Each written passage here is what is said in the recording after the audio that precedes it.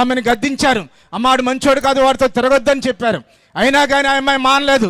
వీళ్ళ మాటలు చేదుగా ఉన్నాయి, వాడి మాటలు తీయగా ఉన్నాయి, వాడి వెనకాలే తిరుగుతూ ఉంది. అయితే వాళ్ళు చెప్పి చెప్పి చిరాకు వచ్చి అమ్మాయిని గదిలో పెట్టి ఏమంటే బోల్ట్ పెట్టి తాళం వేసేశారు.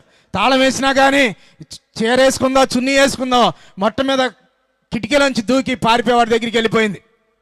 వెళ్ళిపోతే ప్రియమైన దేవుని బిడ్డలారా, వాడు పబ్బు తీసుకెళ్ళాడు, ఫుల్గా తాగాడు, తాగించాడు, ఎంజాయ్ చేశారు. తిరిగి కారులో వస్తుంటే వాడు తాగేస్తున్నాడు, స్పీడ్గా తోలుతుంటే అయ్యా స్లోగా పోనీ అంది. ఇంకా హెచ్చరికగా 80 కిలోమీటర్లు, 100 కిలోమీటర్లు, 120 కిలోమీటర్లు, 180 బాగా స్పీడ్గా వెళ్తున్నాడు. ఆమె ఎంత చెప్పినా వినలేదు. ఎదురుగుండా కారు వస్తే గుద్దేశాడు. పెద్ద యాక్సిడెంట్ అయిపోయింది. ఆ అమ్మాయి కళ్ళు తెరిచి చూస్తే హాస్పిటల్ బెడ్ మీద ఉంది. హాస్పిటల్ బెడ్ మీద ఉంటే పక్కన నర్సు గారు ఉంటే అడిగింది, అమ్మా ఏం జరిగిందని అడిగింది. అడిగితే నర్సు గారు అంది, పెద్ద యాక్సిడెంట్ అయింది, రక్తం అడుగులో ఉన్న నిన్ను తీసుకొచ్చారు, 1 వారం రోజులు కోమాలో ఉన్నావు, ఈరోజే నువ్వు కళ్ళు తెరిచావని చెప్పింది నర్సు గారు. అవునా, అలాగైతే నన్ను ఒకటి కారులో తీసుకెళ్ళాడు కదా, వాడు ఎలాగున్నాడని అడిగింది. అడిగితే వాడి స్పాట్లోనే చచ్చిపోయాడని చెప్పింది నర్సు గారు. అలాగైతే నేను కూడా చనిపోతున్నాను అనిపిస్తుంది, నర్సు గారు నాకు వచ్చిన సహాయం చేయండి అంది. ఏంటి అంటే, నేను మా అమ్మ నాన్న మాట అనకుండా నేను ఇంట్లోంచి పారిపోయి వచ్చాను కాబట్టి మా అమ్మ వాళ్ళ ఫోన్ నెంబర్ ఇస్తాను, కాబట్టి వాళ్ళ ఫోన్ చేసి మీ అమ్మాయి చనిపోయే ముందు మిమ్మల్ని క్షమించమని సారీ అని చెప్పింది అని చెప్పేసి చెప్పండి ఫోన్ చేసి అని నర్సు గారిని అడిగితే నర్సు గారు అంద నేను చెప్పనంది. చెప్పండి ప్లీజ్ అంద నేను చెప్పనంది. ప్లీజ్ అంటేనే ఆ అమ్మాయి చనిపోయింది.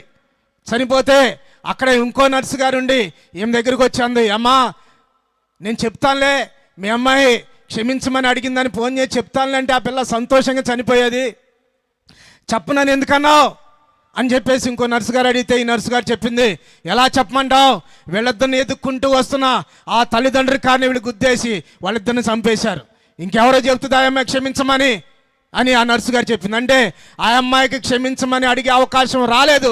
ఈ రాత్రి నీకు నాకు వచ్చింది, గట్టిగా చెప్పలు కొట్టి నేను పెంచుదా.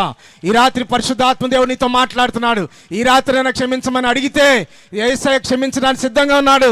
ఎంతకాలం బుర్రలో పొర్లుతావు, ఎంతకాలం సొదొమలో బ్రతుకుతావు, ఇదే అనుకూలమైన సమయం.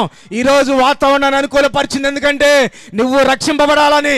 యేసయ్య రాకల్లో ఆ సొదొమ గుమర్రా ఆ లోయల నుంచి నువ్వు బయటికి రావాలని పరిశుద్ధాత్మ దేవుడు నీతో మాట్లాడుతుండగా ఈ రాత్రి ప్రేరేపణ కలిగినట్లయితే దేవుని స్తోత్రం చెప్పు, హల్లెలూయా.